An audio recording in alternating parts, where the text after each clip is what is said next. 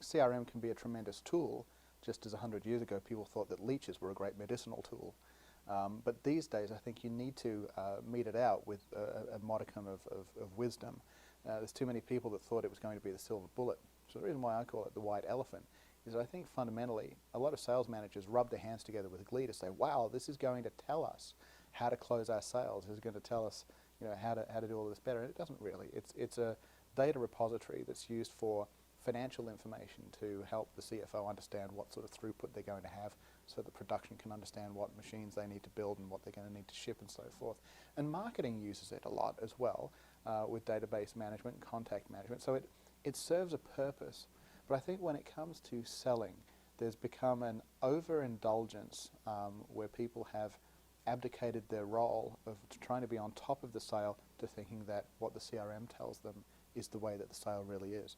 So managers stop inspecting deals the way that they ought to.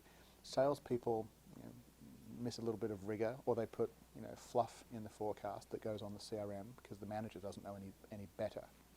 And then you end up with sales organizations that say less than half of our reps hit their quota every year. Our forecast is always out by 20% in any given quarter, and they wonder why. And it's really because there's been an abdication of responsibility to the CRM. One of the other challenges with that is that too few organizations stop to think about what their sales cycle really looks like, or more importantly, what their typical customer's buying process looks like. And so they end up putting in place a CRM that was not designed around their customers, that has arbitrary stages of the sales cycle that some technologist who's coded the software program has put together. And even though many of these are tailorable and they're modular and people can tailor them if they want to go into it, not every organization does. They take it off the shelf, and then what you end up having is a technology solution dictating to you what your business process should be. And then the salespeople have to align to that, you know, to say these are the stages of our sales cycle, instead of somebody having first looked at what's our business process that we need to automate. So at the end of the day, you know, if it's a bad process and you're automating it, you're just making mistakes faster, right, on a grander magnitude.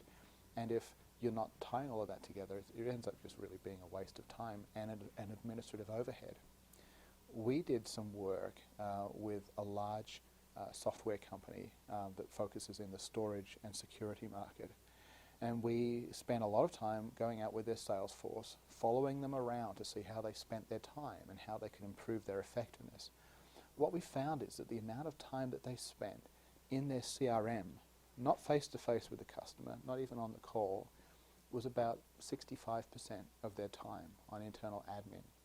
When we went back to the CEO, I made the comment to him. I said, this is kind of the same as you sending your reps out into the road on January 1 and telling them all to come back home in the middle of April and paying them for the rest of the year sitting around at their desk. And he was horrified, and well, he should be.